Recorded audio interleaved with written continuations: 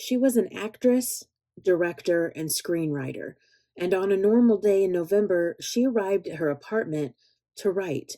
But on that day, her talent would be silenced forever. Hello, and welcome to the original Coffee and Crime. So grab some coffee and let's talk some crime.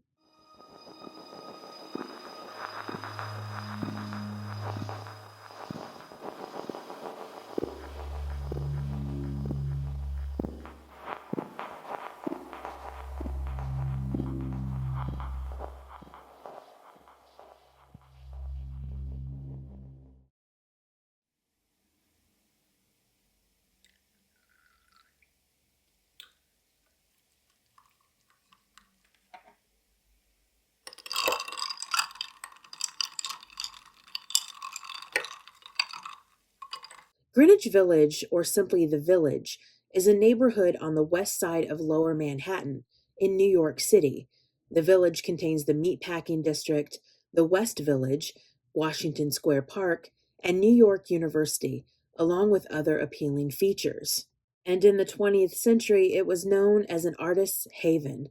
In 1958, Off Broadway began as a reaction to Off Broadway and a, quote, complete rejection of commercial theater. The Village had a cutting-edge cabaret and a lively music scene. But as years go by and times change, many artists and local historians had mourned the fact that the bohemian days of Greenwich Village were long gone. Due to the extraordinarily high housing costs of the neighborhood, the artists began leaving the village and residing in Soho, Tribeca, and Long Island City. But the village still possesses a strong community, and the residents are proud of their unique history and fame. And this is where Adrienne Shelly wanted to be, a city within a city, a place where she could write, develop, and create stories that would hopefully be fulfilled on the big screen. Adrienne Shelly was born on June 24th, 1966, in Queens, New York.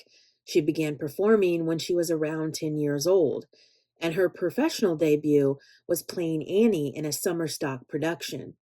Adrienne enrolled in Boston University, majoring in film production. However, her junior year, she dropped out and moved to Manhattan. In 1989, she made her breakthrough with the film The Unbelievable Truth as the lead role, and in 1990, she starred in Trust, which was nominated for the Grand Jury Prize at the Sundance Film Festival. Adrienne also had guest roles in a number of television shows, including Law and Order, Oz, and Homicide: Life on the Street. In 2005, she appeared in the film Factotum starring Matt Dillon.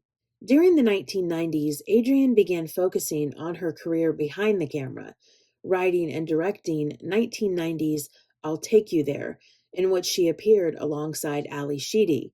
In 2001, Adrienne met Andy Ostroy on Match.com, and they were married in 2002, having a daughter in 2004. While Adrienne was pregnant with her daughter, she would write the film Waitress, which would be the last film she would act in, alongside Carrie Russell. On the morning of November 1st, 2006, Andy dropped Adrienne off at her apartment located at 15 Abington Square in Manhattan's West Village. She had been renting apartment number 47 as an office. However, when Andy did not hear from her throughout the day, he would return to the apartment building around 5:45, asking the doorman to accompany him to his wife's apartment. They entered an eerily quiet place, and not soon after, upon walking into the bathroom, the two would find her body hanging from a shower rod in the bathtub with a bedsheet around her neck. The New York City Police Department arrived, and although the door to the apartment was unlocked and money was missing from her wallet, they believed Adrienne had taken her own life. An autopsy was performed, and it was determined that Adrienne had died as a result of neck compression. Adrienne's husband, Andy, insisted that his wife was happy in her personal and professional life. She would have never taken her own life and leave her young daughter motherless. Continuing to protest that she did not kill herself, it prompted further examination of the bathroom that she was found in. The investigation revealed a sneaker print in dust on the toilet beside where her body had been found. The print was matched to other shoe prints in the building, where construction work had been done the day of Adrienne's death. And it was soon discovered that 19-year-old Diego Pilco was one of the construction workers there that day. He was an illegal immigrant and became the prime suspect in Adrienne's death. He was arrested on November 6th and confessed on tape to attacking Adrienne and staging the scene to look like a suicide. His original version claimed that on that day, Adrienne demanded the construction noise to be kept down, and he threw a hammer at her.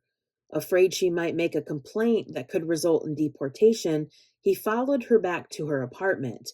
Diego stated that she slapped him when he grabbed at her apartment door, and he retaliated by punching her in the face, knocking her to the floor, where she hit her head and fell unconscious.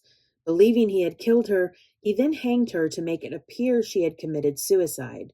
But this version of events was not supported due to the lack of head trauma and the presence of neck compression as the cause of death.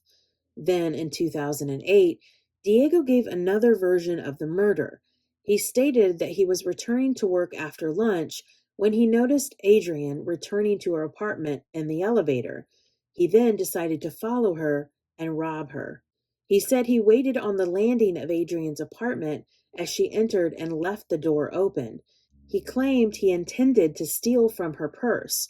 When Adrienne caught him and threatened to call the police, he grabbed her phone and covered her mouth to quiet her screaming. After rendering her unconscious, Diego bound a bedsheet around her neck and hung her body from the shower rod to make her death look like a suicide. At Diego Pilco's sentencing on March 13, 2008, Adrienne's husband and her family said they would never forgive him. Andy had stated, "You are nothing more than a cold-blooded killer," and that he hoped he would, quote, rot in jail.